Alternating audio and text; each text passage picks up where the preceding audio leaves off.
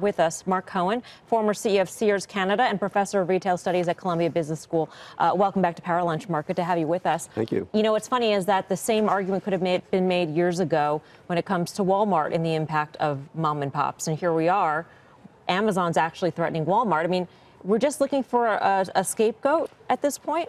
Let's face it, if the Washington Post endlessly praised Trump and his administration, as one of your peer networks seems to do almost every day, he would be singing the praises of this archetype American success. Amazon, similar to the archetypical American success that was Walmart 30 years ago.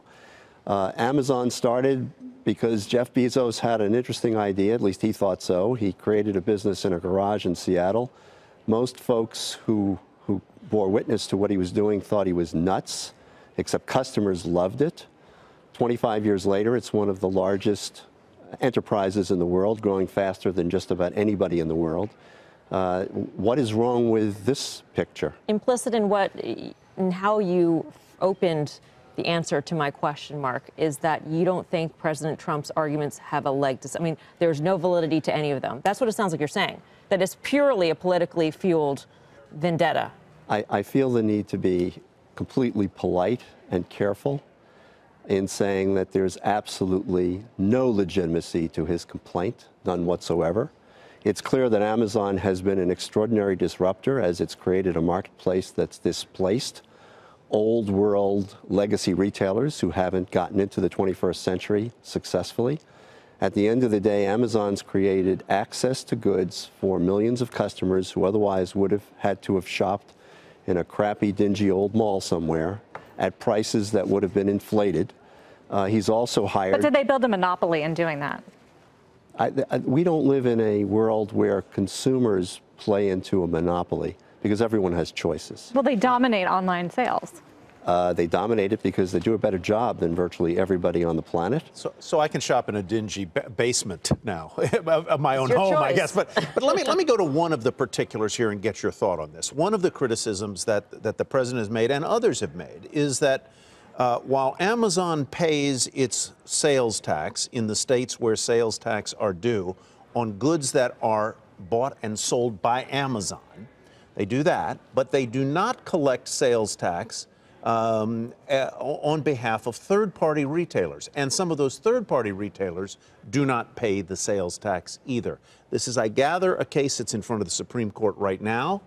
What do you think about that? Should those third-party retailers be benefited by not having to pay sales tax on sales they make on Amazon's platform?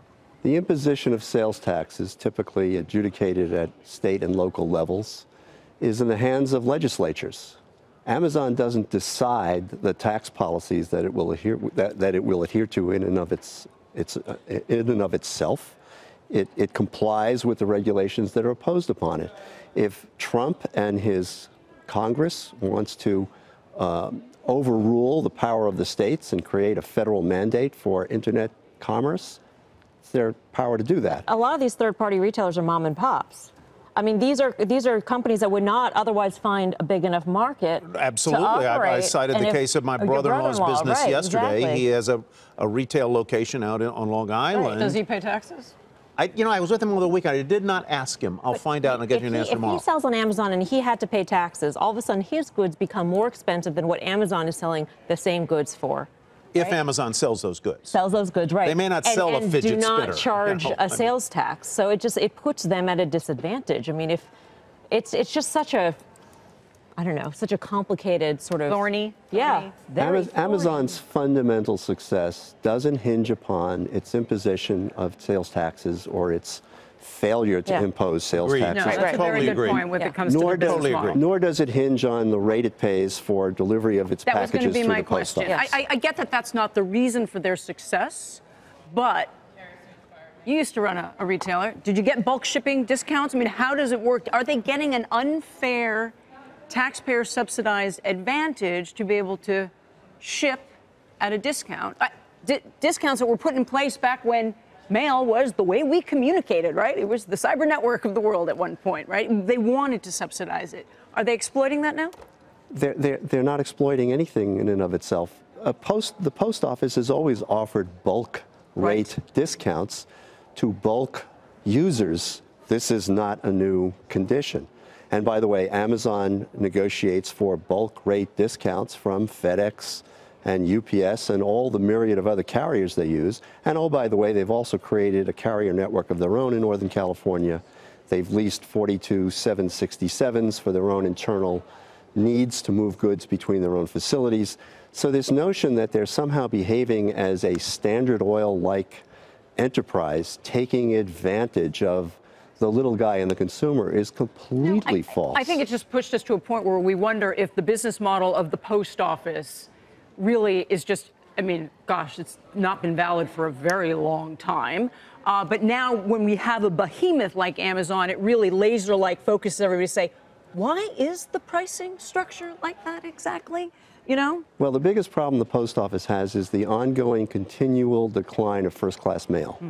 And that's not Amazon's And funding fault. healthcare benefits. They also have to fund their own healthcare benefits. They're also They also have to have their rates approved by the Postal Regulatory or Postal Rate Commission. They're not permitted to end first-class Saturday deliveries because they don't Congress have. won't do it. Let them they do don't it. have- They are forbidden from operating like an efficient Business. enterprise. Yeah. So the last problem they have on the face of the earth is their business with Amazon. In fact, they need Amazon an awful lot more than Amazon needs them. If Amazon were to pull the plug on its business with the post office would be in an accelerated state of collapse. Hey there, thanks for checking out CNBC on YouTube. Be sure to subscribe to stay up to date on all of the day's biggest stories. You can also click on any of the videos around me to watch the latest from CNBC. Thanks for watching.